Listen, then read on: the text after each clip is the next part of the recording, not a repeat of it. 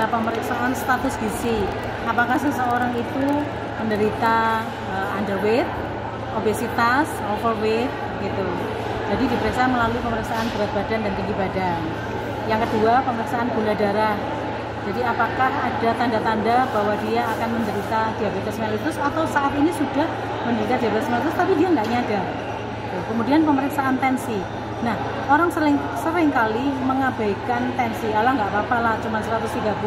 Padahal berdasarkan kriteria WHO saat ini 130 itu sudah merupakan hipertensi ringan.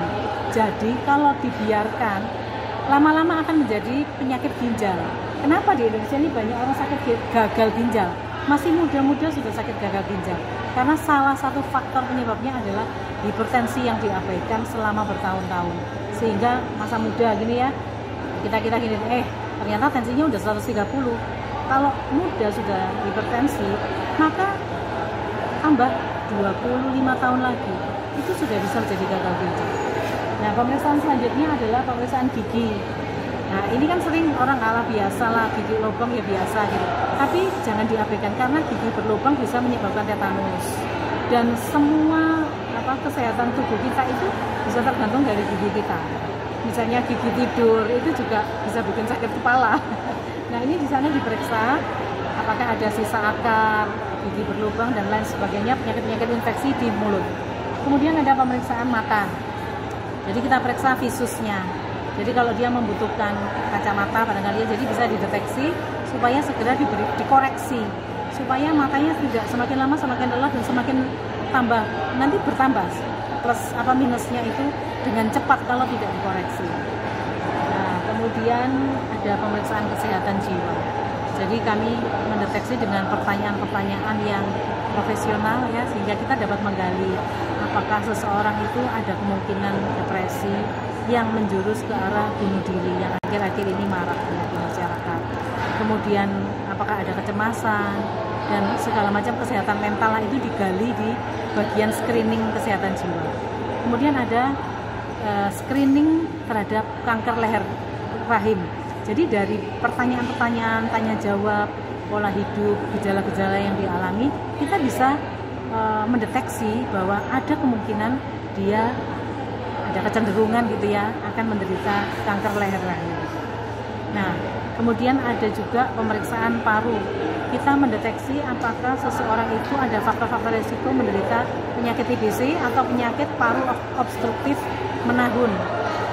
Apakah dia punya gejala tiroid, kemudian kanker kolon, kanker paru. Nah, itu ada di screening bagian paru. Semuanya diperiksa di sana. Nah, yang terakhir kami entry data karena beberapa orang banyak orang kesulitan ya memasukkan data langsung ke Satu Sehat, sehingga kami bantu rekap, kemudian nanti bantu kami masukkan di akun Satu Sehat. Seyogianya setahun sekali. Nah, tapi program ini kan baru dimulai oleh pemerintah, jadi kita membiasakan masyarakat hidup sehat. Salah satu cara hidup sehat adalah pemeriksaan kesehatan fisik secara berkala. Yang kita harapkan itu setiap tahun ada pemeriksaan semacam ini, sehingga kita bisa menurunkan angka kesakitan dan kematian, karena dari screening ini kita bisa menemukan penyakit-penyakit yang lebih awal bisa didiagnosa sehingga lebih cepat diatasi.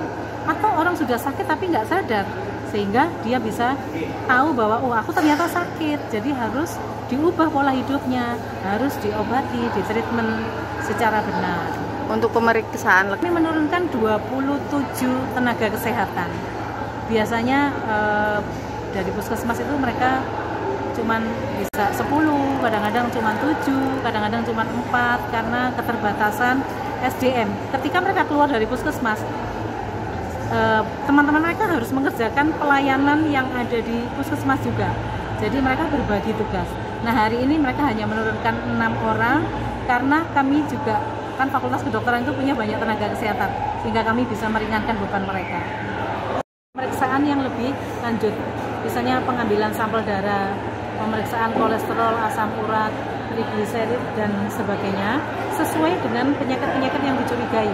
Kalau misalnya dicurigai ada masalah di paru, maka nanti dirujuk rujuk untuk pemeriksaan toraks secara gratis juga.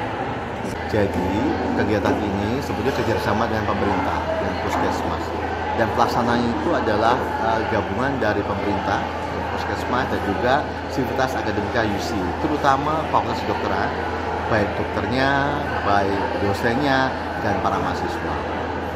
Harapannya ke depan terkait pemeriksaan kesehatan? Ya, harapannya kami tetap ingin bekerjasama dengan pemerintah, khususnya puskesmas dan Kementerian Kesehatan.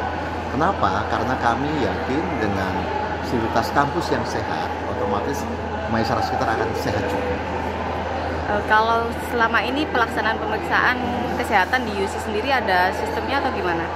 Kami punya semacam departemen kesehatan juga sih, seperti itu yang tiap hari standby.